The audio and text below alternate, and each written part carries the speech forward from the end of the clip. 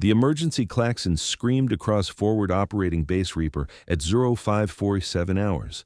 But Captain Marcus Stone wasn't thinking about the incoming sandstorm or the 6 Rangers pinned down 4,200 meters north in hostile territory.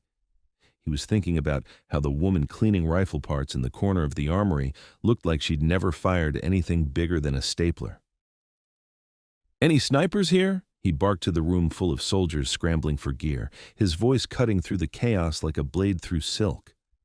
What he didn't know, what none of them knew, was that the quiet figure in faded fatigues, methodically field stripping that M110 had made shots that would end up in classified files marked impossible. What they couldn't see beneath rolled sleeves and maintenance coveralls was ink that told stories the Pentagon would never acknowledge. And what Captain Stone was about to learn was that sometimes the most dangerous person in the room is the one everyone assumes doesn't belong there. The woman's hands never paused in their work as Stone's question echoed off concrete walls thick enough to withstand mortar fire. Around her, 23 soldiers moved with the controlled urgency of personnel who knew the difference between training alarms and the real thing. Boots hammered against metal grating, gear bags slammed onto tables, the sharp crack of rifle bolts being cycled mixed with the electronic whine of radio equipment powering up. But she just kept cleaning, cloth moving in small, precise circles over the bolt carrier group, each motion economical and practiced, the kind of muscle memory that doesn't come from a manual. Before we begin, make sure to subscribe to Military and Veteran Stories so you never miss these true tales of courage. And tell us in the comments, where are you watching from today? Staff Sergeant Rivera noticed her first.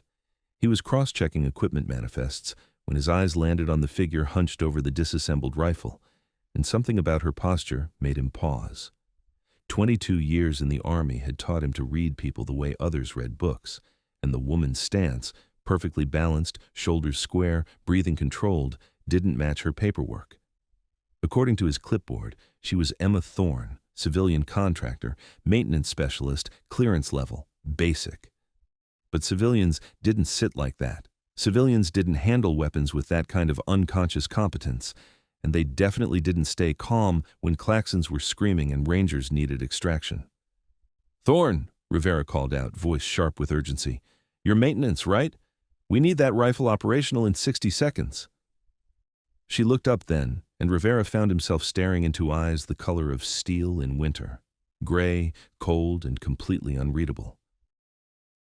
"It's operational now, Sergeant," she said quietly. Her voice carried no stress, no hurry, just the flat calm of someone who had heard emergency alarms in places where staying cool was the difference between mission success and body bags. Captain Stone turned from the tactical display where red dots showed Ranger positions and enemy movement patterns converging like storm fronts. At 34, he carried himself with the confident swagger of an officer who had never encountered a problem his rank couldn't solve.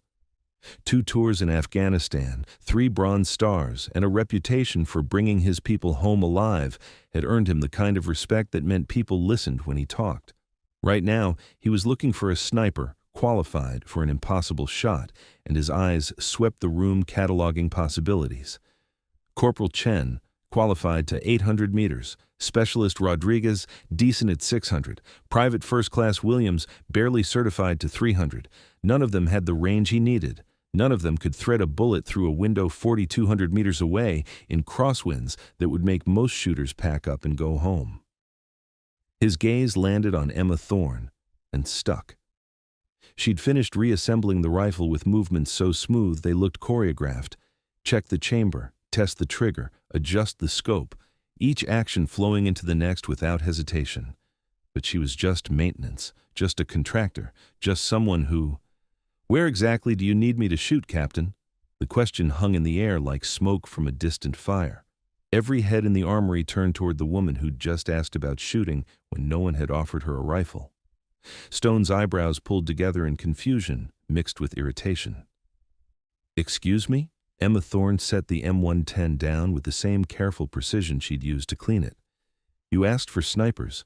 I'm asking where you need me to shoot." Her tone suggested she was discussing the weather rather than volunteering for what might be a suicide mission. The room went quiet, except for the distant wail of the klaxon and the electronic chatter of radio traffic. Staff Sergeant Rivera was staring at her like she'd just offered to perform brain surgery. Corporal Chen had stopped mid-motion, gear bag frozen halfway to his shoulder. Even the radio operator had turned from his console to watch this civilian contractor volunteer for a job that would challenge the best shooters in the Army. Stone's first instinct was to laugh. His second was to get angry. But something about the way she asked the question, matter-of-fact, businesslike, like she knew exactly what she was volunteering for, made him pause. "Ma'am," he said, voice carefully controlled, "we're looking for qualified snipers, military-trained, combat-experienced. Your maintenance," she finished for him. "I know what my paperwork says, Captain. I'm asking what you need." Before we continue with this unfolding drama, make sure to subscribe to Military and Veteran Stories so you never miss these true tales of courage. And tell us in the comments, where are you watching from today? Stone looked at Rivera, who shrugged with the expression of a man who'd seen enough unexpected things in 2 decades of service to keep an open mind. He looked at the tactical display, where 6 Rangers were running out of time and ammunition while enemy forces closed in from 3 sides. He looked at his roster of qualified shooters, none of whom could make a 4,200-meter shot in perfect conditions, let alone with a sandstorm building on the horizon. Then he looked back at Emma Thorne, who was standing beside a rifle she'd just field-stripped and reassembled faster than most soldiers could load a magazine, and he made a decision that would either save 6 lives or add 1 more name to the casualty list. Grid coordinates 41 SUB 23847-67234, he said quietly. 6 Rangers pinned down in a 3-story building. Hostile sniper on the roof of the grain elevator, 4,200 meters northeast of their position. Wind is gusting 15 to 20 knots from the west. 1 shot, 1 kill, because they won't get a second chance to mark his position. He paused, studying her face. "Still think you can help?"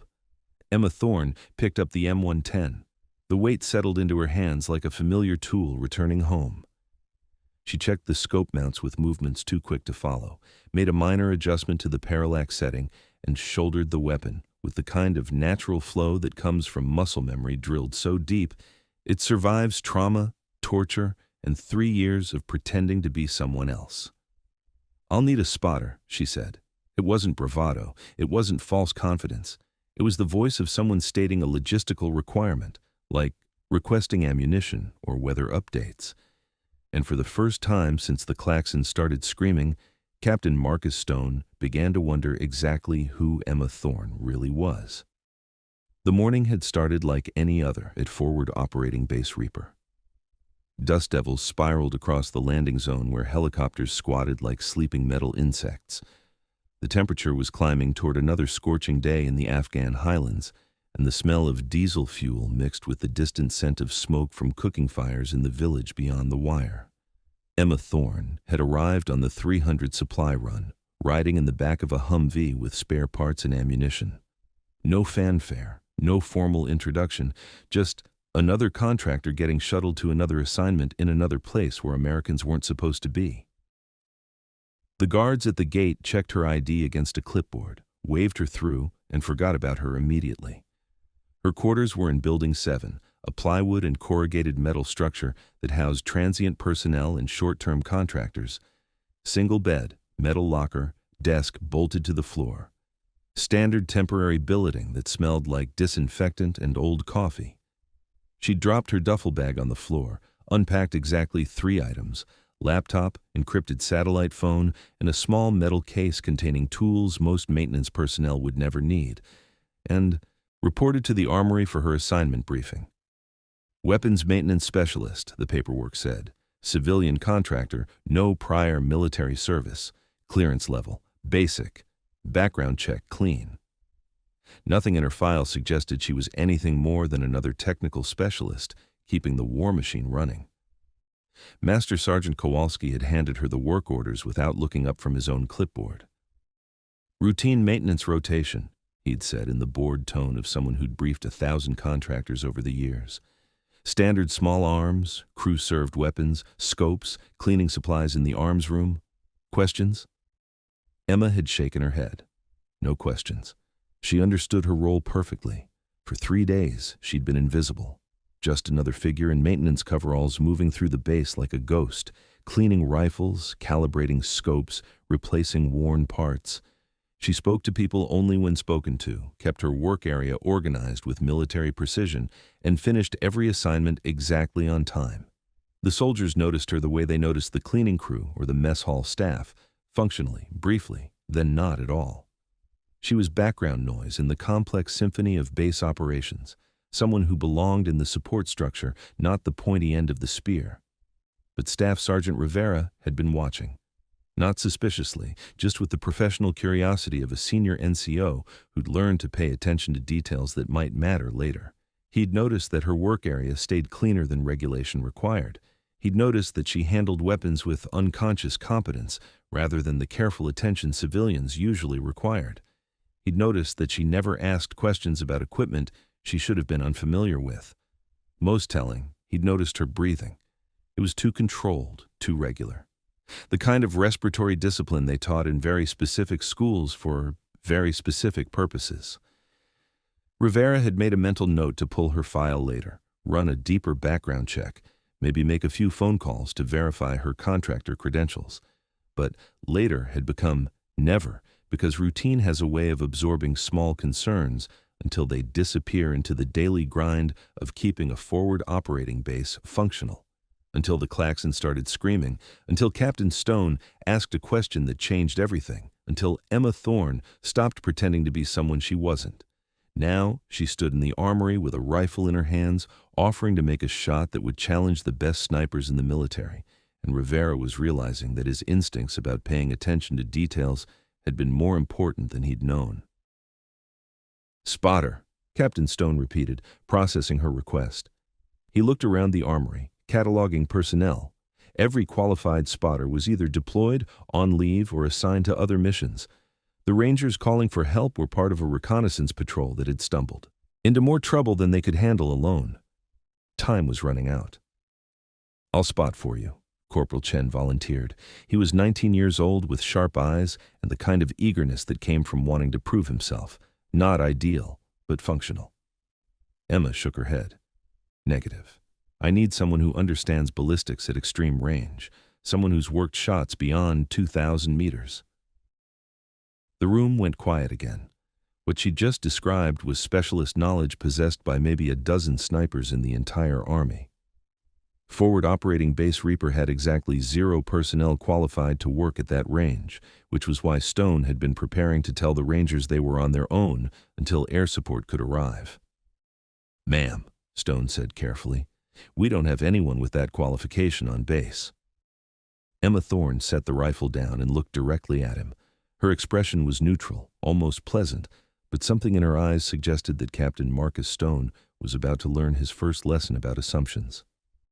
"Actually, Captain," she said quietly, "you do." The silence stretched for 5 full seconds before Corporal Chen broke it with a sound that might have been a laugh if it contained any humor. "Ma'am, with all due respect," he said, voice pitched loud enough for everyone in the armory to hear, "extreme range sniping isn't something you learn from YouTube videos. It takes years of training, thousands of rounds downrange, and experience in conditions most people can't handle." Staff Sergeant Rivera shot Chen a warning look, but the damage was already done. The suggestion had been planted that a civilian maintenance contractor thought she could outshoot soldiers who'd spent years perfecting their craft. "Chen's right," added Specialist Rodriguez, who'd been listening from the equipment bay where he was prepping gear for the potential rescue mission. "No offense, ma'am, but 4,200 meters isn't a game. That's sniper school instructor level shooting. That's once-in-a-career kind of distance." Captain Stone found himself in an awkward position. On one hand, he needed solutions and couldn't afford to dismiss any potential resource, no matter how unlikely. On the other hand, he had a responsibility to his men not to waste time on civilian fantasies when lives were on the line. Emma Thorne listened to the objections with the same calm expression she'd maintained since arriving at the base. She didn't argue, didn't defend herself, didn't offer credentials or explanations. She just stood beside the M110 like someone waiting for the conversation to finish so real work could begin. "Look," Stone said, trying to strike a balance between courtesy and reality. I appreciate the offer, Miss Thorne, but we're dealing with a life-or-death situation here. 6 Rangers are counting on professional military precision, not civilians who think they know better, Rodriguez finished helpfully. Ma'am, I've been shooting competitively since I was 12. Made expert on every weapons qualification since basic training. And I wouldn't even attempt a shot like that because it's beyond my capability. Sometimes knowing your limitations is more important than wanting to help. Chen nodded agreement. Exactly. This isn't about gender or civilian versus military. It's about physics. Bullet drop at 4,200 meters is measured in stories, not inches. Wind deflection can move your impact point by yards. You need computer-assisted calculations, environmental monitoring, and years of experience reading conditions. Emma continued saying nothing. She did, however, pull out her phone and begin typing something with movements too quick to follow. The screen faced her, so no one could see what she was working on, but her fingers moved with the same mechanical precision she'd shown while cleaning rifles. Master Sergeant Kowalski emerged from the equipment locker carrying range cards and ballistics tables. He'd been listening to the conversation while gathering data Stone would need for the mission, and his expression suggested he was trying to solve a puzzle that didn't quite fit together. Stone, he said quietly, approaching the captain with papers in hand. We've got bigger problems than finding a qualified shooter. Weather station reports the storm front is moving faster than predicted. Visibility is going to drop to near zero in about 20 minutes. Even if we had a sniper qualified for that distance, conditions are going to make it impossible. Stone studied the meteorological data, wind speeds increasing, visibility decreasing, temperature dropping as the storm approached. Every factor was moving in the wrong direction for precision shooting. The window for helping the stranded Rangers was closing faster than he'd calculated. Sir, Chen said, voice carrying the confidence of someone who thought he was being helpful. Maybe we should focus on getting air support repositioned. Even if Ms. Thorne here thinks she can make this shot, the emphasis he placed on thinks made it clear what he actually believed. The weather's going to make it academic in about 15 minutes. Emma Thorne finally spoke. Corporal Chen, what's the ballistic coefficient of a 175-grain Sierra Match King? Chen blinked. Ma'am? Simple question. You said you've been shooting competitively since you were 12. What's the BC of a 175-grain Sierra Match King? That's a pretty specific technical question, ma'am. It's a basic ballistics question for anyone working at extended range. The answer is .518. Would you like me to calculate the trajectory for 4,200 meters, or would you prefer to keep explaining why it can't be done? The room got very quiet very fast. What Emma had just done was demonstrate knowledge that went beyond casual familiarity with shooting sports. She'd quoted ballistic coefficients from memory with the kind of casual precision that came from daily use, not weekend hobby shooting. Rodriguez cleared his throat. Ma'am, knowing specs is different from applying them in combat conditions. You're absolutely right, Specialist. Knowing specifications is useless without practical application. Emma turned to Captain Stone. Sir, I need you to make a decision. Either let me take the shot or start planning extraction by ground because your air support isn't going to be viable in this weather.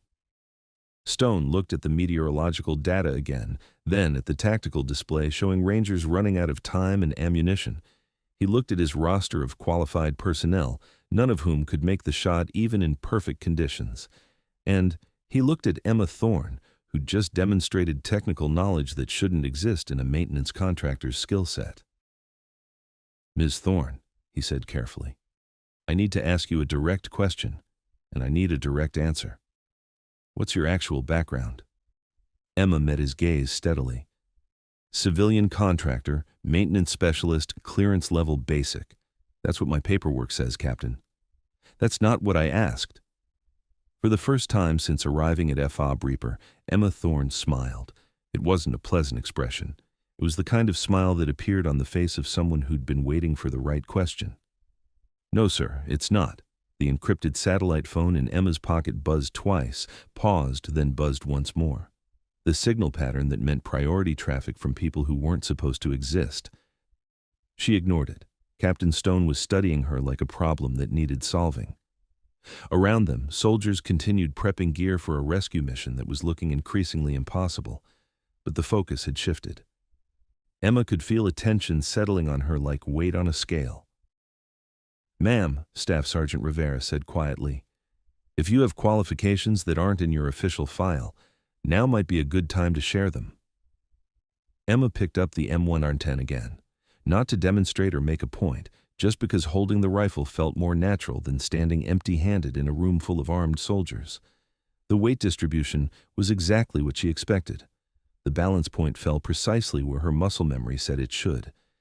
Everything about the weapon felt familiar, in the way that came from thousands of hours of practice, not occasional maintenance work. "Sergeant Rivera," she said, still examining the rifle, "what did you think of my work over the past 3 days?" Rivera frowned. "Your work? Weapons maintenance, scope calibration, general upkeep. Any issues with my performance?" "No, ma'am. Actually, your work has been exceptional. Better than most contractors we get." He paused. "Better than most soldiers, honestly." "Why do you think that is?" Rivera was quiet for a moment, clearly thinking back through interactions he hadn't considered significant at the time. "You handle equipment like someone who understands it completely, not just mechanically, but operationally. You know, how these weapons are supposed to function because you know how they actually get used." Emma nodded.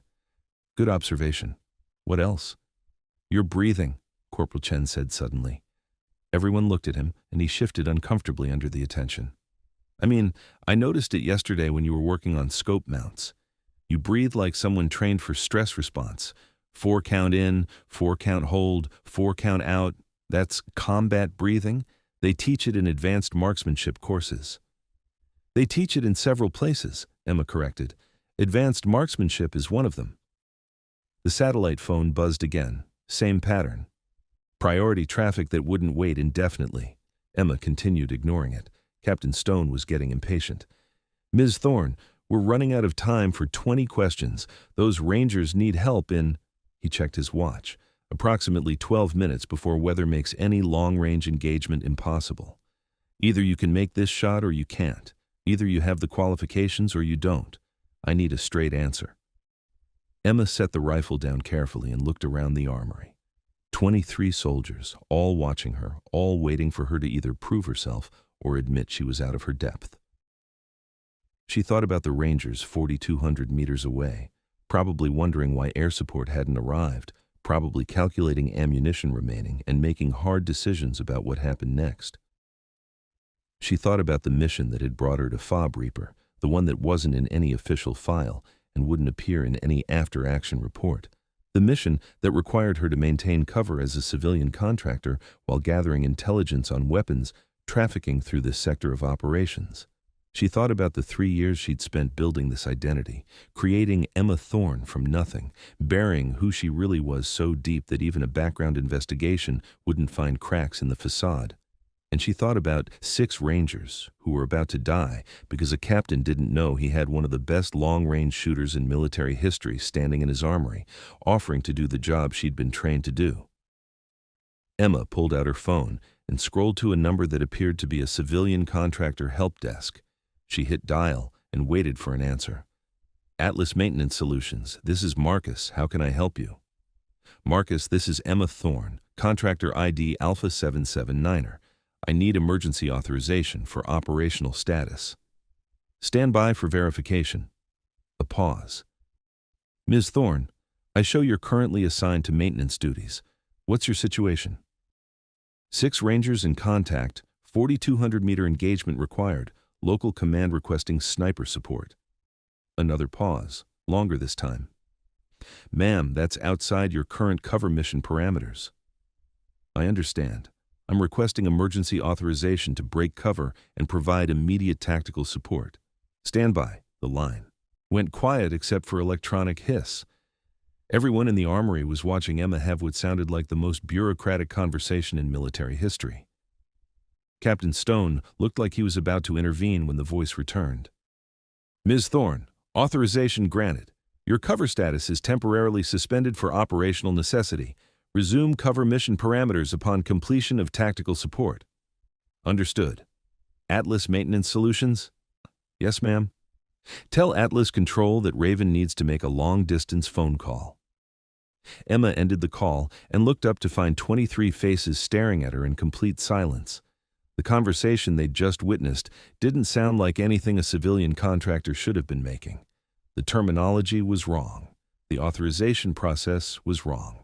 Everything about it suggested she'd just checked in with people who operated according to protocols most soldiers never saw. "Ma'am," Staff Sergeant Rivera said slowly, "what exactly is Atlas Maintenance Solutions?" Emma Thorne began rolling up her sleeves. On her left forearm, partially hidden by fabric until now, dark ink became visible. Not decorative artwork, but precise geometric patterns that looked almost like technical diagrams. And beneath those patterns, text that made Corporal Chen's face go white. "Atlas Maintenance Solutions," Emma said quietly, "is what people see when they run background checks on contractors who aren't really contractors." She finished rolling up both sleeves. The tattoos were extensive, professional military quality, and told a story that made Captain Stone realize his assumptions about Emma Thorne had been completely and dangerously wrong. Left forearm, scope reticle crosshairs, text reading 1247 in precise numerals, and below that, death spoke softly with dates spanning 4 years of deployment cycles. Right forearm, unit insignia partially visible, coordinates that corresponded to classified operational areas, and at the bottom, text that made even Master Sergeant Kowalski stand straighter. Tier 1, DevGru support. "Holy shit," Rodriguez whispered, then immediately looked around to see if anyone was going to call him out for profanity in front of a civilian. Nobody was, because Emma Thorne was no longer civilian anything. "Captain Stone," she said, her voice taking on an authority that hadn't been there 5 minutes ago. "My name is Commander Sarah Mitchell, Naval Special Warfare Development Group. I've been operating under deep cover for 3 months investigating weapons trafficking through this operational area. My sniper qualification is current through 6,000 meters, and I have 1,247 confirmed eliminations, including 37 shots beyond 3,500 meters. She picked up the M110 one more time, and now the way she handled it made perfect sense. "Sir, I can make this shot, but I need you to stop thinking of me as a civilian contractor and start thinking of me as the solution to your problem." The klaxon was still screaming. The Rangers were still trapped. The storm was still approaching. But suddenly, Forward Operating Base Reaper had resources they didn't know they possessed. Captain Marcus Stone looked at Commander Sarah Mitchell, not Emma Thorne, not anymore, and made the second decision of the morning that would either save 6 lives or add 1 more to the casualty list. "Commander Mitchell," he said formally, "you have the shot. What do you need?" Commander Sarah Mitchell, the woman who'd spent 3 days pretending to clean rifles while actually mapping weapons trafficking networks through FOB Reaper, looked around the armory with eyes that suddenly saw everything differently. Not equipment to maintain, but tools of war. Not soldiers to avoid, but assets to deploy. "I need elevation data for the target building and all terrain between here and Grid 41 SUB 23847 E7 she said, voice carrying the crisp authority of someone accustomed to being obeyed immediately. "I need real-time wind readings at 500-meter intervals along the flight path, and I need someone to clear the eastern tower so I can set up a firing position with clear sight lines." Staff Sergeant Rivera was already moving before she finished speaking. 22 years of service had taught him to recognize competent leadership regardless of what uniform it wore. "Chen, Rodriguez, get me every piece of environmental data we have for that sector. Kowalski, I need range cards and topographical maps for the northeastern approach. Move." The armory exploded into coordinated motion. Soldiers who'd been questioning Emma Thorne's credentials 5 minutes ago were now following Commander Mitchell's orders with the efficiency of personnel who understood they were watching a professional at work. Captain Stone activated his headset radio. "Overwatch, this is Stone. I need a weather update for grid coordinates." "Negative," Sarah interrupted. "No radio traffic about this shot until after it's taken. Operational security." Stone paused, finger still on the transmit button. "Ma'am?" "Captain, I've been investigating weapons trafficking through this area for 3 months. That trafficking network has sources inside multiple bases, including this one. Any radio chatter about sniper positions or target coordinates could compromise both the shot and the Ranger's position." The implication hung in the air like smoke from a distant fire. Someone at FOB Reaper was feeding intelligence to hostile forces. Someone wearing an American uniform was getting people killed for profit. And Sarah Mitchell had been hunting them while everyone thought she was cleaning rifles. Stone lowered his radio slowly. "How long have you known?" "Known what, specifically?" "That we have a leak." Sarah was checking the M110's scope mounts, movements quick and precise. "Suspected for 6 weeks. Confirmed 3 days ago when someone passed targeting data for the convoy that got hit on the northern route. The attackers knew exact timing, route, and defensive positions. That information came from inside our operational planning." Corporal Chen looked up from the meteorological data he was compiling. "Ma'am, are you saying someone in this building?" "I'm saying someone with access to operational planning has been selling information that gets Americans killed. And right now, 6 Rangers are trapped because someone told hostile forces exactly where to position an ambush." Sarah's voice carried the ice-cold fury of someone who'd seen good people die for bad reasons. "Which is why this shot happens without radio traffic, without advance warning, and without giving our leak time to warn anyone." She finished her equipment check and moved toward the door. "Corporal Chen, you're spotting for me. Bring range cards, environmental data, and a radio that's switched off until I tell you otherwise." Chen grabbed his gear and followed, still processing the revelation that the base's maintenance contractor was actually a Tier 1 operator hunting traitors. Staff Sergeant Rivera fell in behind them, carrying additional ammunition and a tablet displaying real-time satellite imagery of the target area. The eastern tower sat at the highest point of FOB Reaper, a concrete and steel structure designed for communications equipment, but perfect for long-range observation. Sarah climbed the stairs 3 at a time, Chen struggling to keep pace behind her. At the top, she moved immediately to the eastern face and set up beside a gap in the concrete wall that provided an unobstructed view of the terrain beyond the wire. 4,200 meters northeast, barely visible even through high-powered optics, a grain elevator rose above the desert landscape like a finger pointing at the sky. Somewhere on that structure, a hostile sniper was keeping 6 American Rangers pinned down while enemy forces maneuvered for a final assault. Sarah settled into a shooting position that looked like she'd been born for it. Left hand supporting the rifle's forend, right hand on the grip, body squared behind the weapon with textbook precision. But there was something else, something beyond technical proficiency. She moved with the kind of unconscious competence that came from making shots like this when failure meant people died. "Chen, give me wind readings," she said, eye pressed to the scope. Chen consulted his tablet, cross-referencing multiple data sources. Surface wind is gusting 12 to 18 knots from the west-northwest. At 1,000 meters elevation, wind is steady 15 knots from the west, no data available beyond 2,000 meters. Understood. Sarah was making mental calculations that involved physics most people never learned and mathematics that looked like sorcery to anyone who hadn't spent years perfecting the science of sending bullets exactly where they needed to go.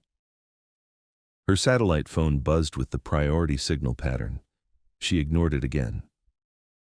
"Ma'am," Rivera said quietly, "your phone's been going off since this started.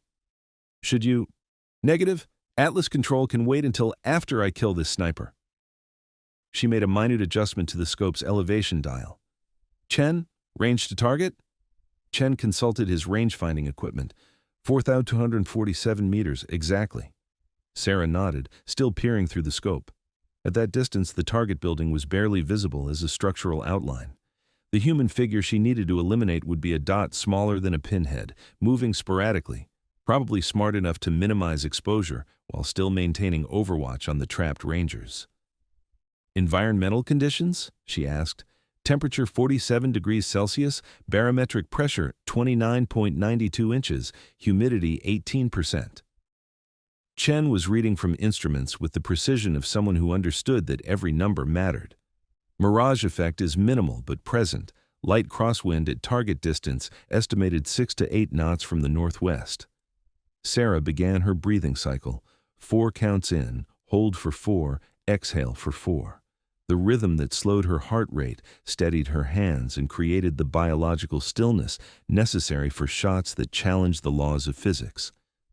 Through the scope, she could see the grain elevator's upper platform, where shadows and structural elements created dozens of potential hiding places.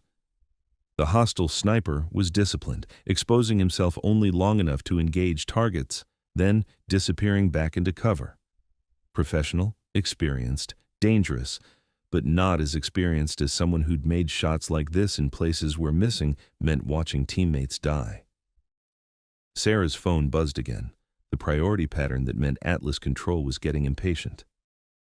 "Ma'am," Chen said quietly, "should I answer that for you?" "Negative. Atlas can explain to whoever's calling that Raven is busy." She made another micro-adjustment to the scope. "Chen, I need you to spot for muzzle flash. The instant you see a shot from the target building, you call it out. Direction, elevation, everything you can observe." "Understood, ma'am. What's your engagement window?"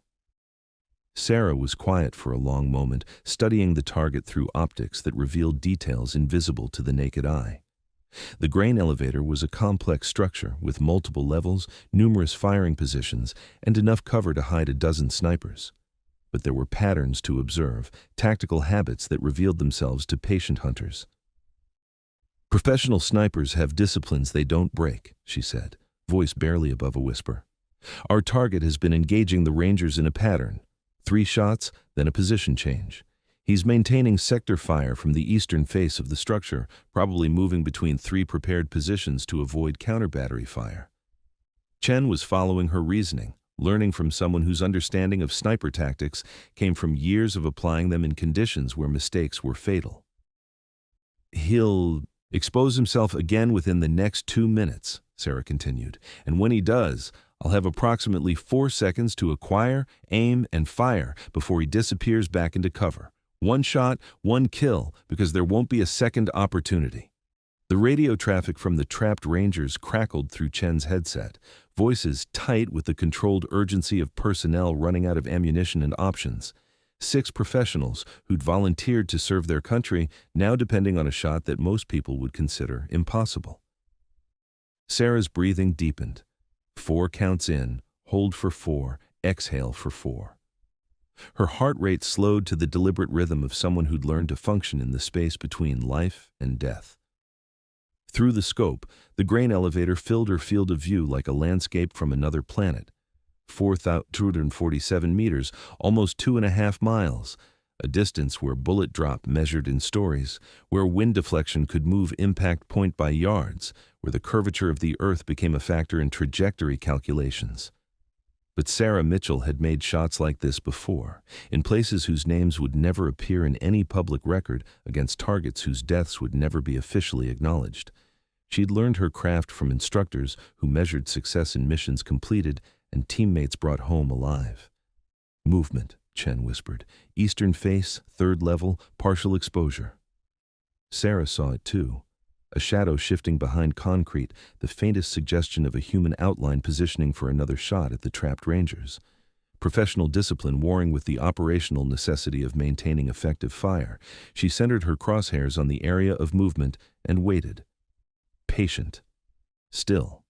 Ready. The hostile sniper exposed himself for exactly 3.7 seconds, long enough to acquire a target and fire at Rangers who couldn't effectively return fire at that distance. Long enough for someone with Sarah's qualifications to do what she'd been trained to do. The M110 fired once. The sound cracked across the desert like thunder compressed into a single moment of violence. Recoil absorbed smoothly into Sarah's shoulder, muzzle blast dispersed through the rifle's suppressor, brass casing ejected to ring against concrete. 4,247 meters downrange, traveling at 2,600 feet per second through air that tried to deflect it and gravity that tried to pull it earthward, a 175-grain Sierra Match King bullet completed a journey that had begun with mathematics and ended with justice. "Target down," Chen reported, voice filled with awe. "Clean hit, center mass. Target is not moving."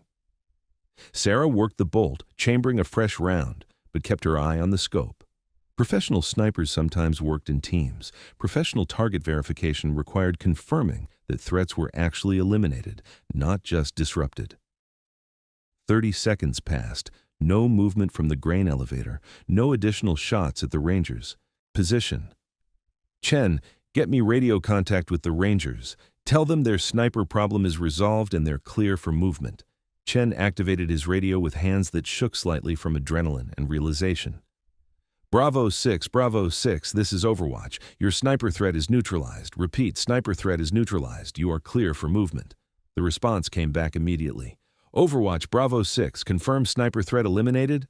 Affirmative, Bravo 6, single shot, confirmed target down. You have a clear exit route to the south.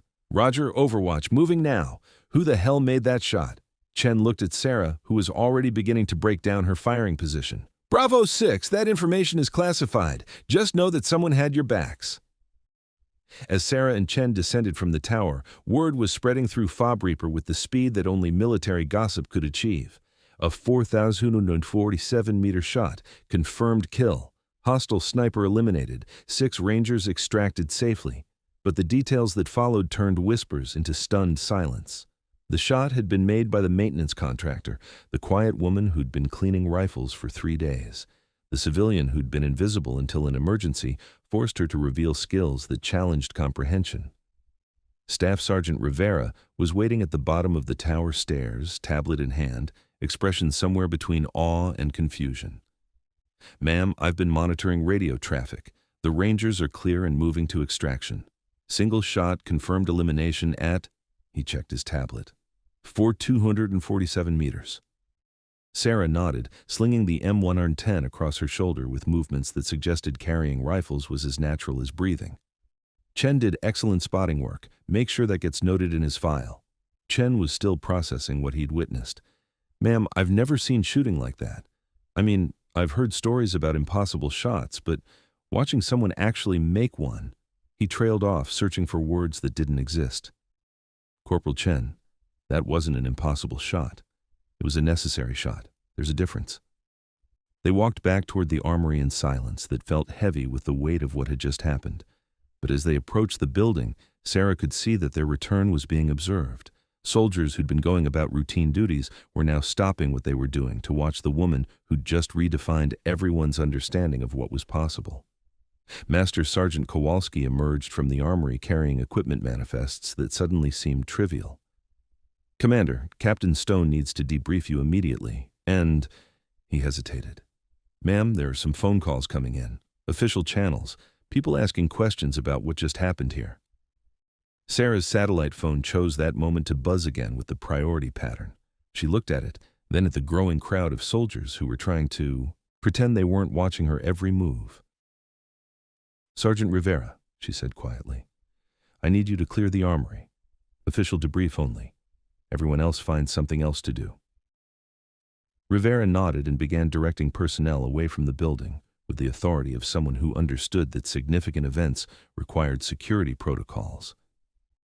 Within minutes, the area was clear except for essential personnel. Sarah finally answered her phone. This is Raven.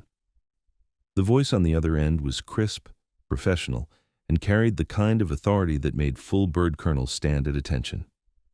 Raven, this is Atlas Control. We've been monitoring communications traffic from your location. Are you compromised? Negative, Control. Operational cover was temporarily suspended for emergency tactical support. 6 Rangers extracted successfully. Hostile sniper eliminated. We're tracking that. Satellite imagery confirms your shot. Impressive work, but we have a problem. Multiple military commands are asking questions about who made that elimination. Your cover identity is about to be subjected to scrutiny. It won't survive. Sarah looked around the armory where Captain Stone was setting up for a formal debrief, where soldiers were trying to process what they'd witnessed, where her carefully constructed civilian contractor identity was dissolving like sugar in rain. Control, I need extraction protocols.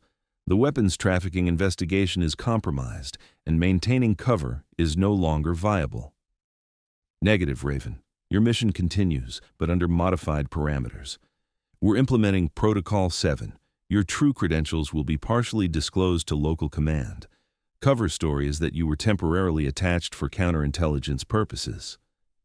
Sarah felt a familiar weight settle in her stomach.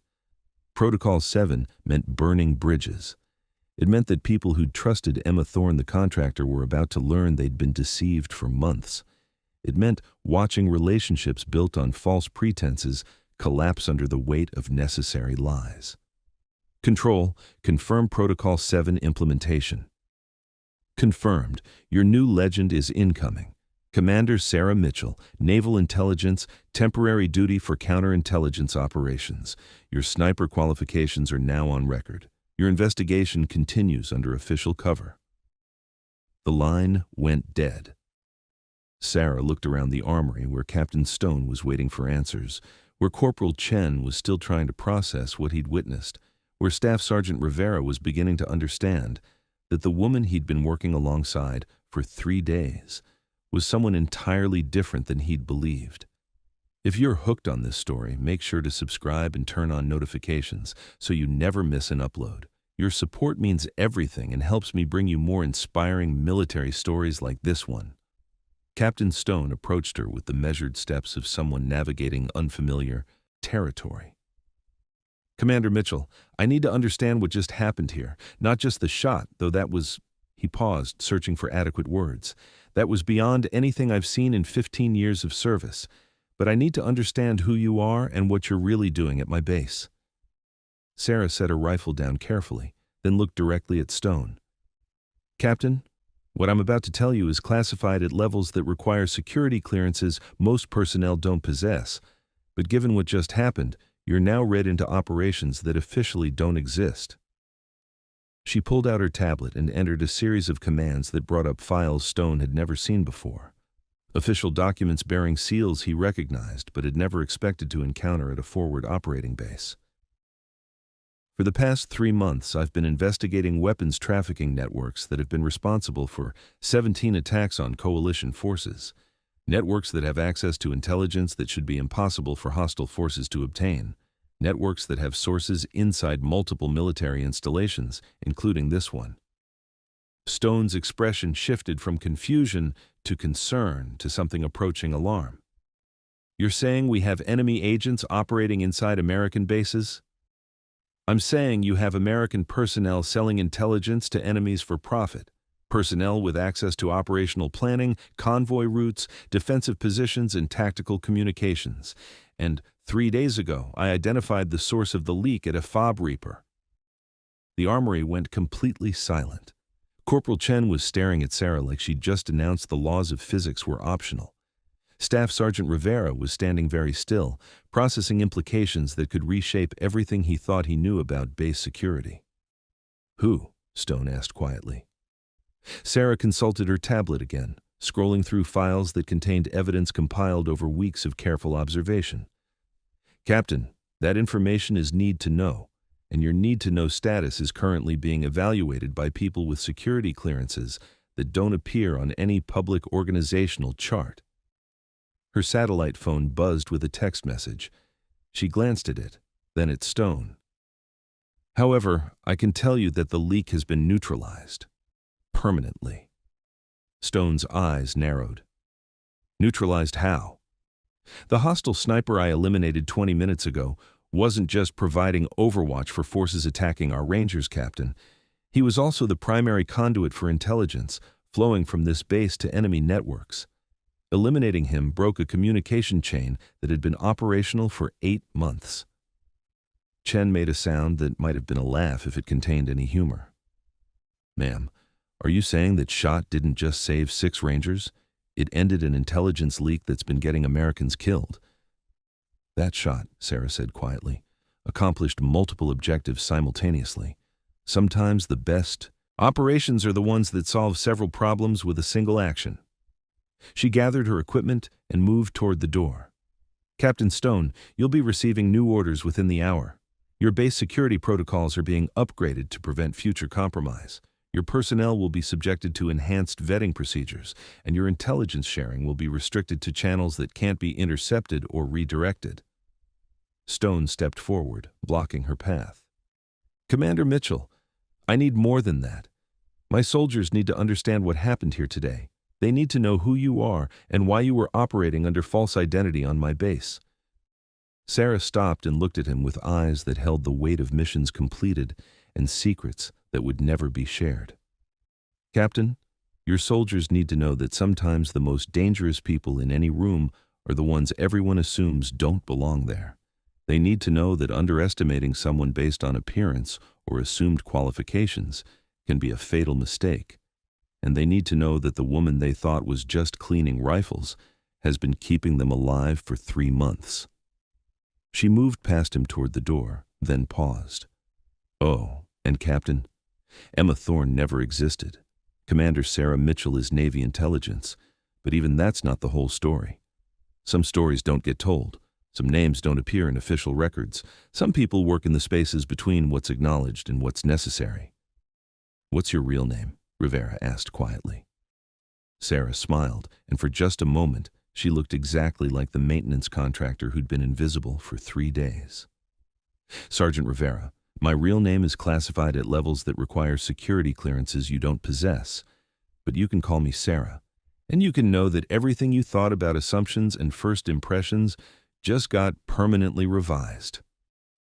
She walked out of the armory into desert sunlight that felt different than it had an hour ago. Behind her, 23 soldiers were trying to process the revelation that their understanding of reality had been incomplete, that the quiet woman cleaning rifles had been one of the most dangerous people in the Middle East, and that sometimes the most important missions happened in plain sight, conducted by people whose true stories would never be told. Captain Stone stood in his office 30 minutes later, holding a phone that connected him to people whose names didn't appear on any organizational chart he'd ever seen. The voice on the other end was calm, professional, and carried the kind of authority that made arguing pointless. Captain, Commander Mitchell's credentials are legitimate and classified at levels that exceed your current clearance. Her mission at your facility was authorized by the Secretary of Defense and coordinated through channels you're not cleared to access. Sir, with respect, my personnel have been working alongside someone, operating under false identity for 3 months. They deserve some explanation. Captain Stone, your personnel have been protected by someone whose true capabilities would have made her a target if they'd been known. The operation was successful. The threat has been eliminated. That's all the explanation anyone needs. Stone looked through his office window at the armory where soldiers were still discussing what they'd witnessed. A 4,247-meter shot that shouldn't have been possible. A revelation that changed everything they thought they knew about the quiet contractor who'd been invisible until she chose not to be. Sir, what's her real background? The pause on the line suggested he'd asked a question that touched on information several levels above his clearance grade. When the voice returned, it carried a warning that made Stone pay very careful attention. Captain, Commander Mitchell's service record is classified at compartmented levels. What I can tell you is that she's made shots that appear in files you'll never see, in places you'll never visit, against targets whose elimination prevented attacks you'll never know were planned. The shot she made today was routine by her standards. Stone felt something cold settle in his stomach. Routine? Captain Stone, the longest confirmed sniper elimination in military history is classified. The person who made that shot is classified. The location where it occurred is classified. And the circumstances that necessitated it are classified. But I can tell you that today's 4,147-meter shot wouldn't even make the top 10 list of her confirmed eliminations. The line went quiet for a moment, allowing that information to settle. Captain, you're being briefed on this because your base was selected for an operation that required someone with Commander Mitchell's unique qualifications. You should consider yourself fortunate that she was available when your Rangers needed extraction. Stone looked at his tactical display where red dots had been showing trapped Rangers just an hour ago. Now those dots were green, moving safely toward extraction. 6 lives saved by a shot most people would consider impossible, made by someone who'd been cleaning rifles while everyone ignored her. Sir, what happens now? Now you resume normal operations with enhanced security protocols. Commander Mitchell's mission continues under modified cover, and you never discuss any aspect of what happened today outside of classified channels. What about my soldiers? They witnessed something they're going to have questions about. Captain, your soldiers witnessed a professional doing her job under emergency circumstances. They witnessed someone with qualifications. They didn't recognize solving a problem they couldn't solve. They witnessed competence defeating assumptions. Those are good lessons. The voice paused again. Captain Stone, one more thing. Commander Mitchell volunteered for this assignment. She chose to spend 3 months operating undercover to protect American lives. She chose to reveal her true capabilities when your Rangers needed help. She chose to break cover and compromise her mission to save 6 soldiers she'd never met. That kind of dedication to mission and personnel deserves recognition, even if it can never be public recognition. The line went dead. Stone set down the phone and walked back toward the armory. Through the windows he could see Sarah Mitchell, not Emma Thorne, never Emma Thorne again, conducting equipment maintenance with the same methodical precision she'd shown for 3 days. But now, every movement looked different. Now, he could see the tactical awareness in how she positioned herself for optimal sight lines. Now, he could recognize the weapons expertise in how she handled equipment. Now, he understood that every assumption he'd made about the quiet contractor had been wrong. Corporal Chen approached him as he entered the building. "Sir, what can you tell us about Commander Mitchell?" Stone looked around the armory where soldiers were trying to process what they'd witnessed. Young professionals who'd learned that their understanding of capability and qualifications had been incomplete. People who'd discovered that the most dangerous person in any room might be the one everyone overlooked. "What I can tell you, Corporal, is that assumptions are dangerous. What I can tell you is that judging someone's capability based on appearance or assigned duties can be a fatal mistake. And what I can tell you is that sometimes the most important people in any operation are the ones you never noticed were there." Chen nodded slowly. "Sir, about the shot she made." "What about it?" "Sir, I've been reading about long-range precision shooting since we got back. The physics involved, the mathematical calculations, the environmental factors. What Commander Mitchell did today shouldn't be humanly possible." Stone looked across the room where Sarah was organizing equipment with the same quiet efficiency she'd shown for 3 days. "Corporal Chen, there are people in this world whose capabilities exceed normal human limitations. People who've been trained to do things most people would consider impossible. People who operate in the spaces between what's acknowledged and what's necessary." He paused, watching Sarah work. "Today you worked alongside one of them. Today you witnessed what happens when someone with that level of capability chooses to reveal themselves. And today, 6 Rangers went home alive because someone decided that saving lives was more important than maintaining cover." Chen followed his gaze. "Sir, who is she really?" "Corporal Chen, Commander Sarah Mitchell is exactly who she needs to be when she needs to be it, and that's all any of us needs to know." But even as Stone said it, he knew that the revelation had changed everything. His soldiers would never again make assumptions about quiet personnel or civilian contractors. They'd never again dismiss someone based on appearance or assigned duties. They had learned that capability and qualification could be hidden beneath any uniform, any identity, any role that operational necessity required. And somewhere in the back of his mind, Captain Marcus Stone was beginning to wonder what other assumptions he'd been making about the people around him. What other quiet professionals were operating in plain sight, protecting lives while remaining invisible, accomplishing missions that would never be acknowledged? The thought was both reassuring and terrifying. Because if Sarah Mitchell could spend 3 months as Emma Thorne without anyone recognizing her true capabilities, who else might be hiding in plain sight?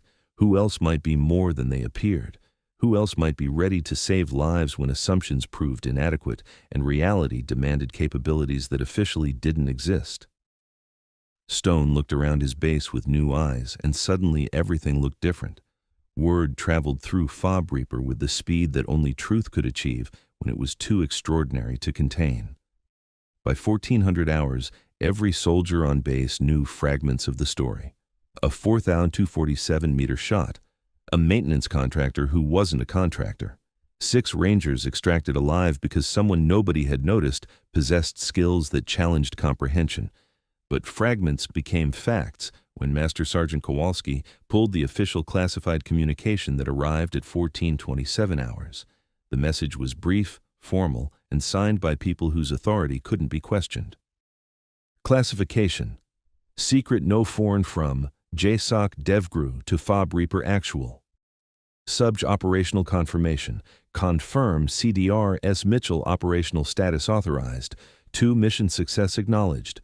3 personnel actions immediate recognition authorized. FARD 4 security. Protocols enhanced clearance required all personnel.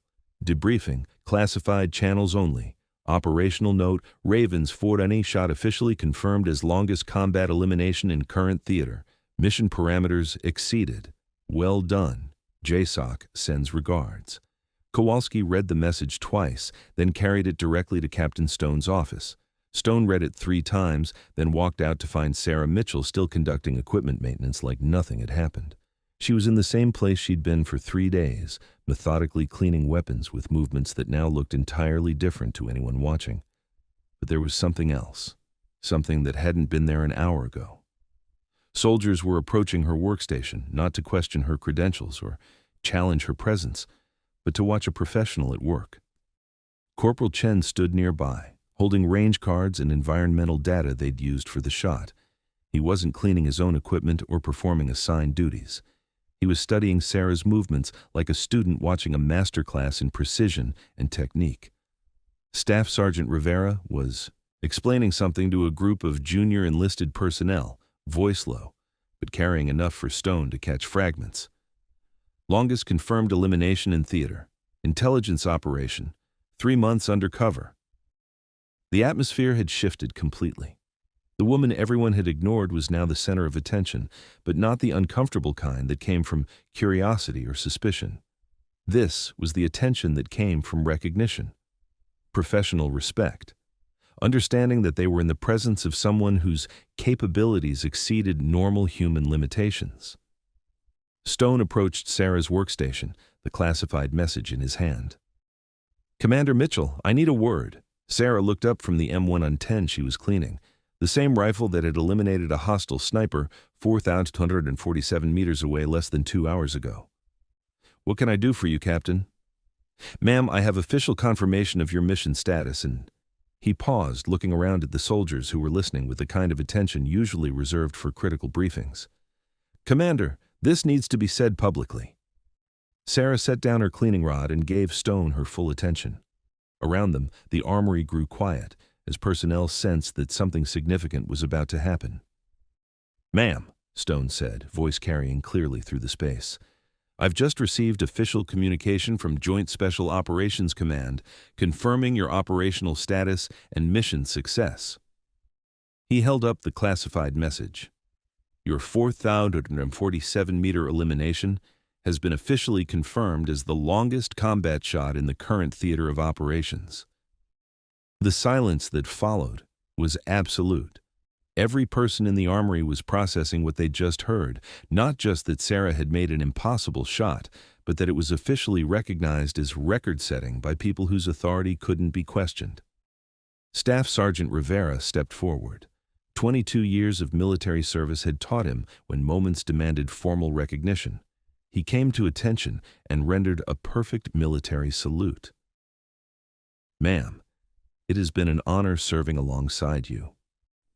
The salute held for exactly 3 seconds, long enough to convey genuine respect, professional enough to meet military protocol.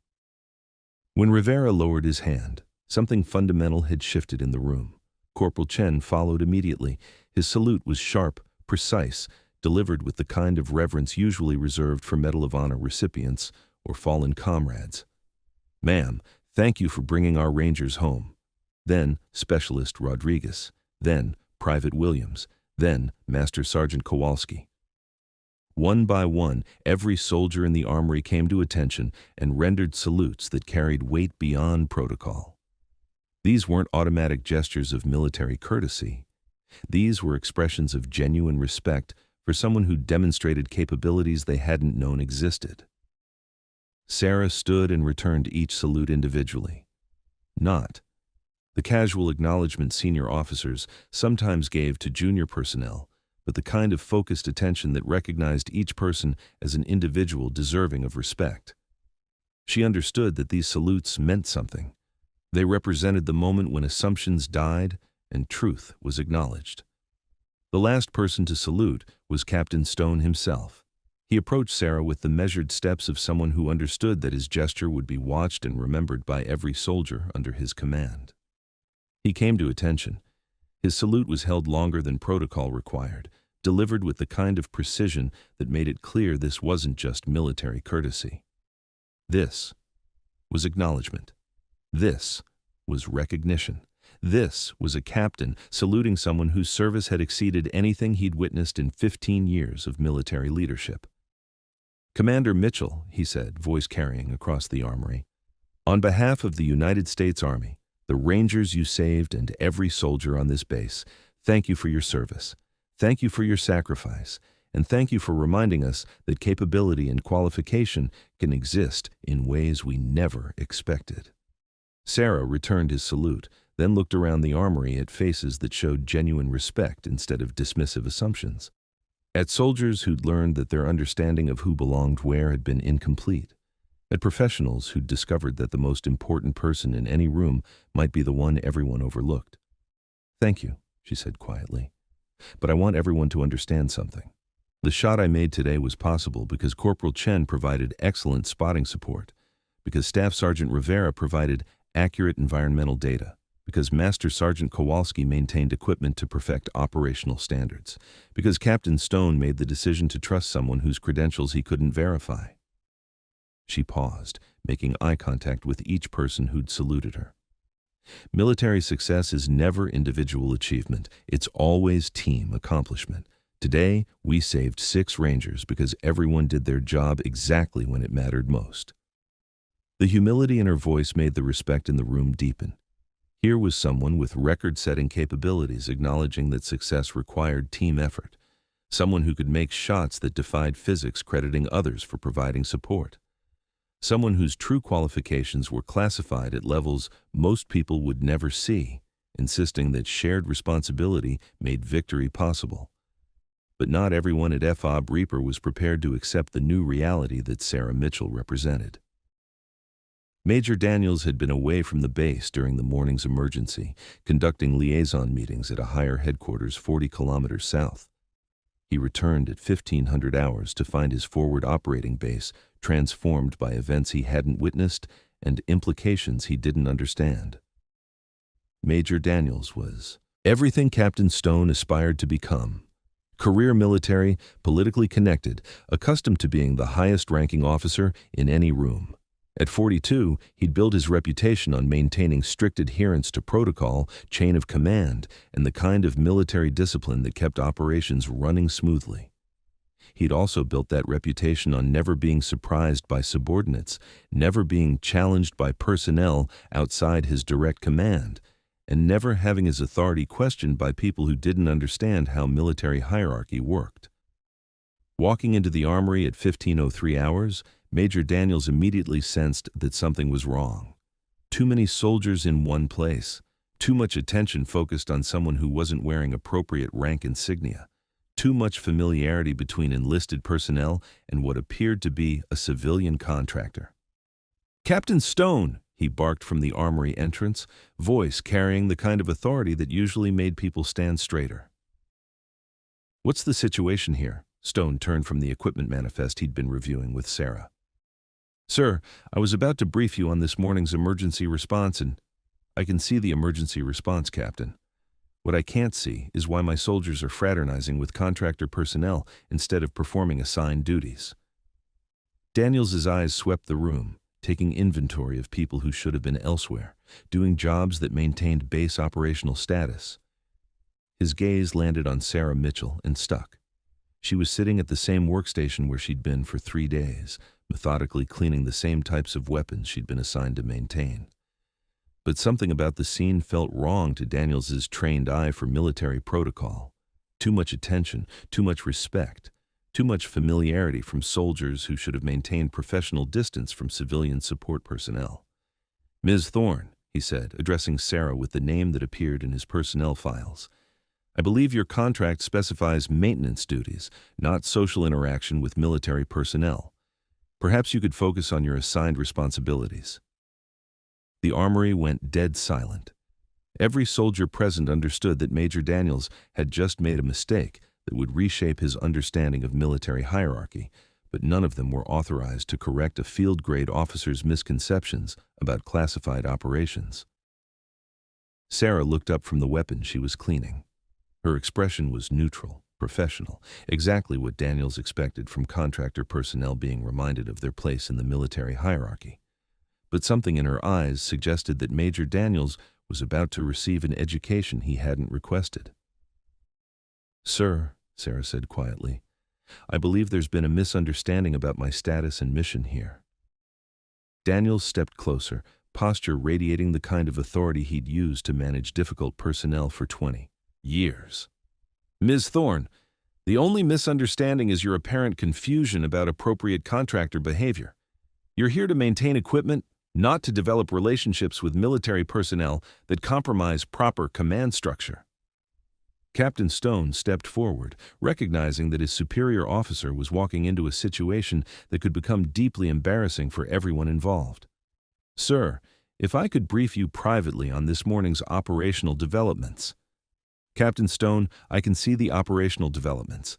What I need to see is restored discipline and proper adherence to protocols that keep this base functioning efficiently." Daniels turned back to Sarah. "Ms. Thorne, I'm directing you to complete your assigned maintenance duties and limit your interaction with military personnel to official business only." Sarah set down the cleaning rod she'd been using and stood. The movement was smooth, controlled, and carried a subtle authority that made several soldiers unconsciously come to attention. But Major Daniels, focused on asserting his command presence, missed the significance entirely. "Sir," Sarah said, voice still quiet but carrying an undertone that suggested Major Daniels was approaching the edge of a cliff he couldn't see, "I think you should know that my name isn't Ms. Thorne." Daniels' expression shifted from annoyance to irritation to the beginning of genuine anger. 20 years of military service had taught him to recognize insubordination, and civilian contractors who corrected field-grade officers definitely qualified as inappropriate behavior requiring immediate correction. "Ms. Thorne, your contract clearly identifies you as Emma Thorne, Civilian Maintenance Specialist. I'm not interested in whatever alias or nickname you prefer to use. What I'm interested in is restored discipline and proper respect for military authority." The silence in the armory became so complete that the ventilation system seemed loud by comparison. Every soldier present understood that they were watching a major collision between assumption and reality, but none of them were cleared to intervene in what was about to happen. Sarah reached into her pocket and pulled out identification that wasn't the civilian contractor card Major Daniels expected to see.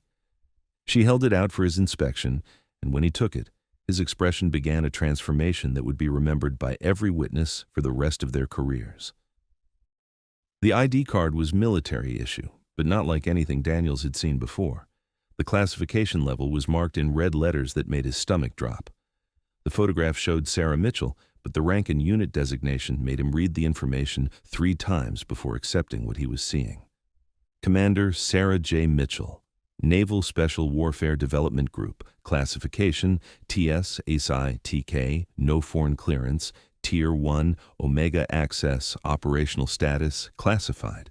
Daniels stared at the card for 10 full seconds, mind racing through implications he wasn't prepared to process.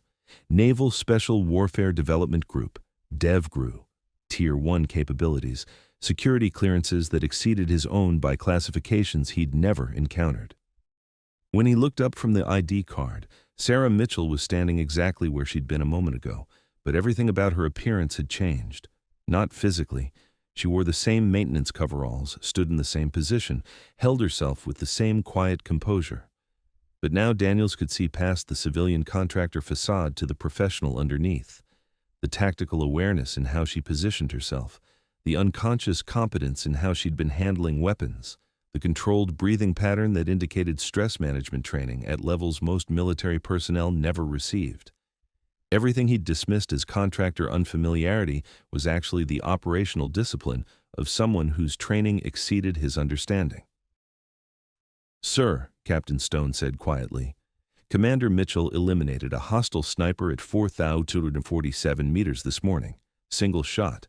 The elimination saved 6 Rangers and has been officially confirmed as the longest combat shot in the current theater of operations.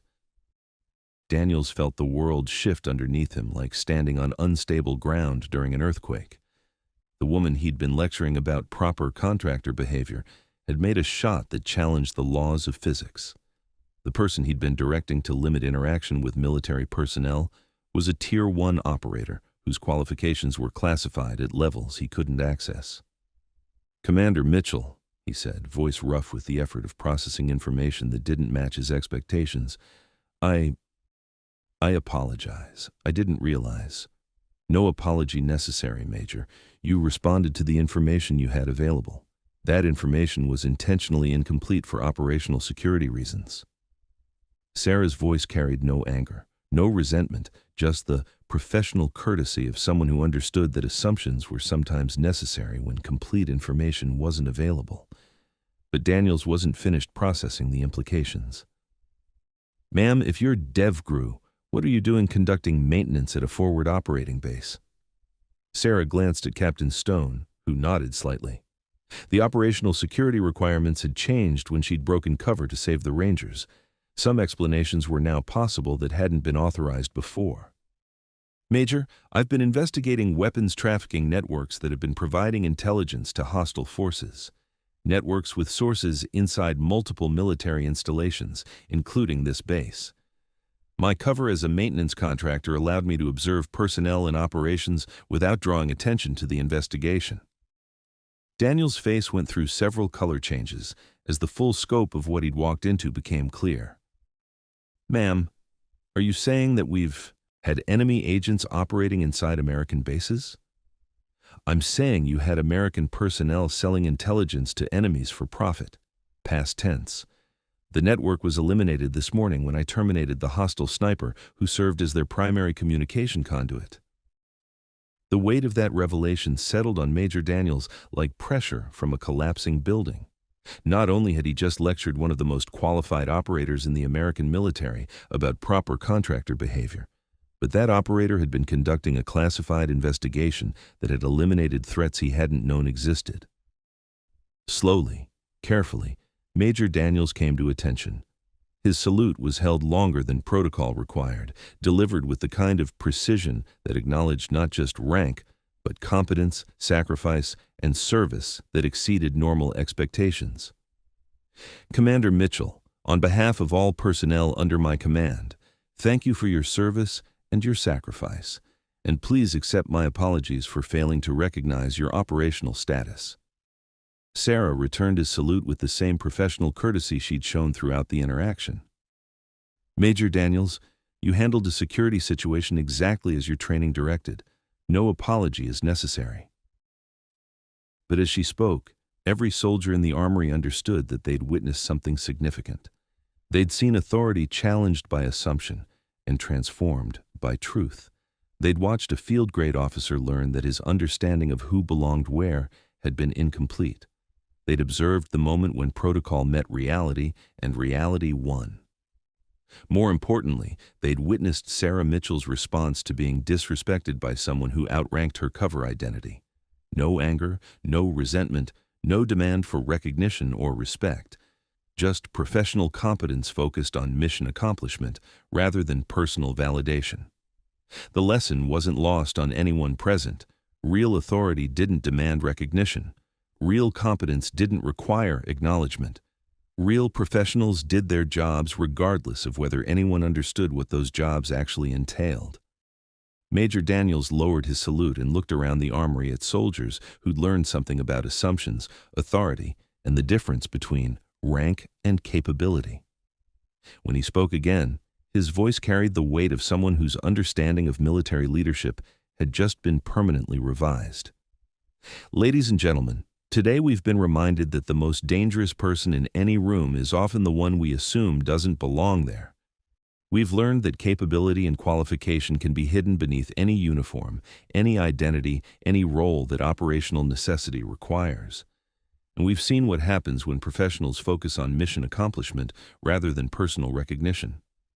He paused, making eye contact with each person present. "These are lessons that could save your lives. Remember them." The transformation of Fob Reaper didn't happen overnight, but it began immediately. By 1600 hours, enhanced security protocols were being implemented. By 1700 hours, new personnel vetting procedures were in place. By 1800 hours, every soldier on base understood that assumptions about contractor personnel, support staff, and anyone whose role seemed routine could be dangerously incomplete. Sarah Mitchell continued her equipment maintenance duties for 3 more days, but the context had changed completely. Soldiers who'd previously ignored her now sought opportunities to learn from her. Young Rangers asked questions about long-range shooting techniques. Staff sergeants requested her assessment of their equipment maintenance procedures. Officers consulted her about security protocols and operational procedures, not because her rank commanded it, but because her demonstrated competence earned it. Captain Stone found himself conducting training sessions that emphasized situational awareness, personnel assessment, and the difference between visible rank and actual capability. The lesson, he told groups of junior officers, isn't that you should suspect every contractor of being undercover special operations. The lesson is that you should never assume anyone's capability based on appearance, assignment, or what their paperwork says they're qualified to do. Staff Sergeant Rivera began incorporating new observation techniques into his daily routines. Watch how people handle equipment, he instructed junior NCOs. Watch how they move. Watch how they breathe under stress. Military training leaves markers that are visible if you know what to look for.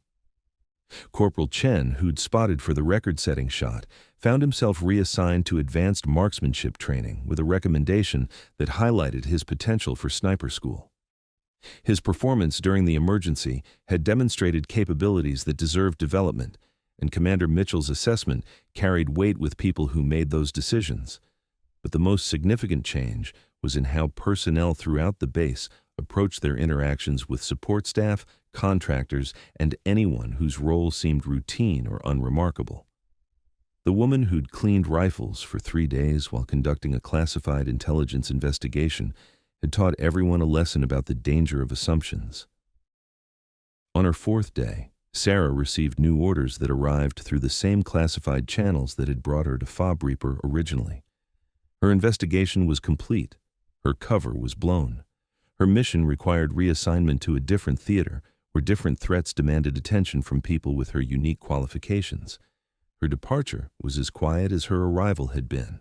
No formal ceremony, no public recognition, no acknowledgement that someone with classified capabilities was leaving for another assignment that officially didn't exist. But every soldier who'd learned from her watched her go with understanding that they'd been in the presence of someone whose service exceeded normal comprehension. Someone who'd spent months protecting them while they remained unaware of threats that could have gotten them killed. Someone who'd revealed herself only when lives demanded skills that couldn't remain hidden. Captain Stone walked her to the helicopter that would begin her journey to wherever people like Sarah Mitchell went when their missions required capabilities that challenged the boundaries of human possibility. "Commander," he said, voice barely audible over the aircraft's engines, "my Rangers will be alive for the next 60 years because of what you did here. My soldiers understand things about capability and assumptions they never would have learned otherwise. My base is more secure because you eliminated threats I didn't know existed." Sarah adjusted the duffel bag that contained everything Emma Thorne had owned and everything Commander Sarah Mitchell was authorized to carry. "Captain Stone, those Rangers are alive because they're professionals who stayed calm under pressure. Your soldiers learned what they were ready to learn when the situation forced them to pay attention.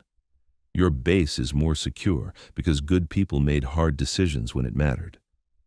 She paused, looking back at Fob Reaper, where soldiers were conducting operations with enhanced awareness of the threats that existed in spaces between what was acknowledged and what was necessary. "Sir, the lesson isn't about me. The lesson is about paying attention to people you might otherwise overlook. The lesson is about recognizing that capability exists in ways you don't expect, places you don't anticipate, people you don't automatically respect." The helicopter pilot signaled that departure was imminent. Sarah shook Stone's hand with the firm grip of someone who'd accomplished her mission and was ready for the next one. "Captain, take care of your people. Pay attention to details that might matter later, and remember that sometimes the most important person in any room is the one everyone assumes doesn't belong there. She climbed into the aircraft that would carry her toward another assignment in another place where threats existed that required attention from people whose qualifications couldn't be publicly acknowledged. As the helicopter lifted off and turned toward the horizon, Captain Stone watched until it disappeared into distance and desert heat. Behind him, Fob Reaper continued operations with enhanced security, improved awareness, and a permanent understanding that assumptions about people's capabilities could be dangerously wrong. The quiet maintenance contractor who'd spent 3 days cleaning rifles had taught everyone lessons that would keep them alive in situations they couldn't yet imagine. 6 months later, Staff Sergeant Rivera would spot a hostile operative attempting to infiltrate the base by posing as a communications technician.